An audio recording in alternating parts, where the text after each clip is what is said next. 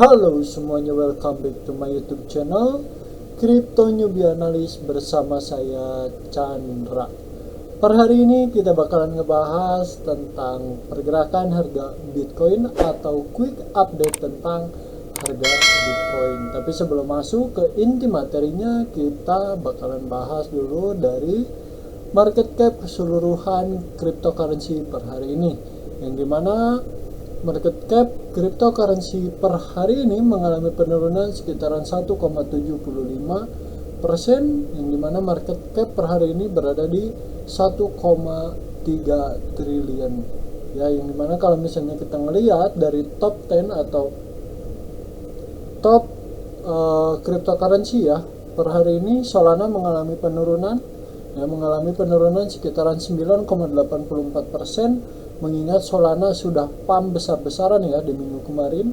Untuk Cardano mengalami penurunan juga 3,50%, Dogecoin mengalami penurunan sekitaran 5,29%, untuk XRP mengalami penurunan sekitaran 4,35%, untuk BNB mengalami penurunan sekitaran 3,90%, untuk Ethereum mengalami penurunan sekitaran 2%, dan untuk Bitcoin mengalami penurunan sekitaran 1,45%. Per hari ini ranging semuanya cryptocurrency lagi pada memerah ya di hari Senin ini.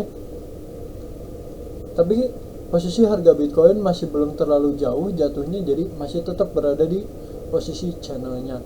Jadi ini untuk updatean dari market cap cryptocurrency per hari ini. Tanpa lama-lama lagi, kita langsung masuk ke inti materinya.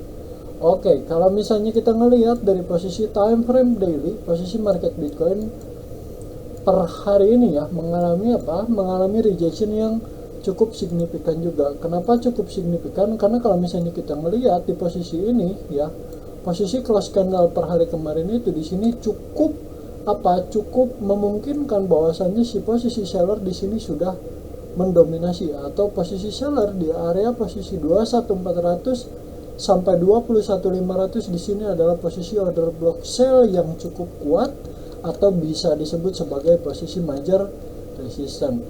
Karena kalau misalnya kita ngelihat posisi arah ke belakang juga, di posisi ini adalah posisi area sideways ya, yang dimana posisinya ini bisa disebut sebagai area akumulasi para seller untuk mencoba untuk akumulasi short. Jadi kita harus tetap hati-hati ketika masuk atau ketika harga Bitcoin sudah masuk ke ranging harga 21.400 sampai 21.500-an teman-teman ya. Jadi kalau misalnya kita coba juga mengingat si posisi harga Bitcoin sudah beberapa hari ya, atau beberapa minggu ya, kita mengingat posisi harga Bitcoin udah sekitaran 2 minggu atau 1,5 minggu ya. Kalau misalnya kita tarik menggunakan Fibonacci ya, menggunakan Fibonacci retracement, yang dimana si posisinya itu kita tarik dari posisi swing low ke swing high. Sekarang si posisinya sedang berada di posisi range di posisi range area Fibonacci 0,236 ya. Kalau misalnya kita ngelihat di sini ada area imbalance yang memang harus dijemput terlebih dahulu teman-teman ya, harus dijemput terlebih dahulu, karena posisi imbalance ini adalah ketimpangan harga suatu pergerakan ketika ada pembelian besar atau penjualan yang besar juga bakalan mengakibatkan adanya area imbalance. Nah, biasanya si posisi area imbalance ini pasti bakalan dijemput terlebih dahulu teman-teman, sampai akhirnya si posisinya mulai ranging naik kembali. Ini secara time frame daily, kalau misalnya kita ngelihat di posisi area ini terjadi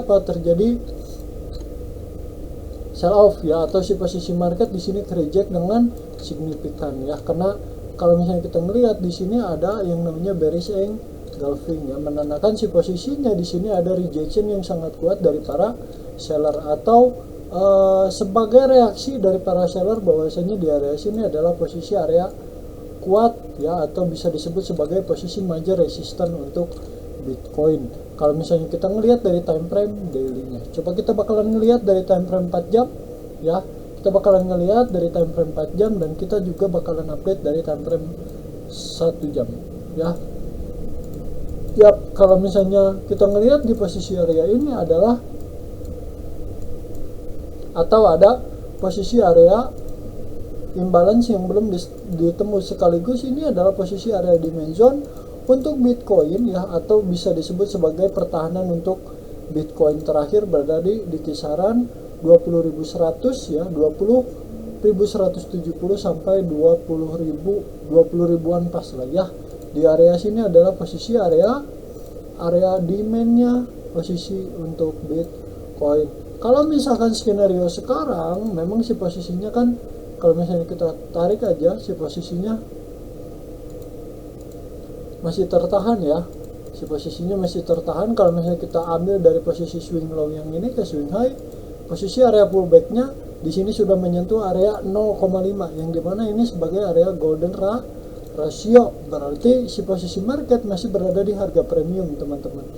Jadi untuk teman-teman kalau misalnya mau ngambil open posisi buy, tunggu dulu si posisi marketnya itu berada di bawah area 0,5, karena biasanya ini adalah atau bisa disebut sebagai area fase diskonnya. Jadi kalau misalnya si posisi market berada di atas 0,5, itu mengakibatkan atau si posisi market Bitcoin